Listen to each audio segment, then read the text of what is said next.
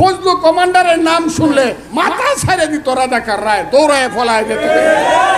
এই রাজাকারের বাচ্চারাই এখন কইব মুক্তিযুদ্ধ হয় নাই, আমি ছেড়ে দিব। ছেড়ে দিলে কি আমার ওই যে সিল্লি সিরাজ বীর বিক্রম যে ওই টেকের ঘাট গেলে দেখবেন একটা কবরে পড়ে আছে, সিরাজের মা পাগল হয়ে মারা গেছে। সিরাজের রক্তের সাথে বেইমানি করা হয় কিনা বলেন তো দেখি। হ্যাঁ, ওই যে 500 লোক একদিনে মাইরে ফেলছে, তাদের সাথে বেইমানি করা হয় কিনা বলেন তো দেখি। ওই যে আজমিরিগঞ্জে জগৎজ্যোতি দাস, হায় রে বিখ্যাত মুক্তিযোদ্ধা, 15ই নভেম্বর যুদ্ধ করে পাকিস্তানিদের হাতে জল শুকার হাওয়ারে ধরা পড়লো, তার লাশটা টাঙ্গায় রাখলো।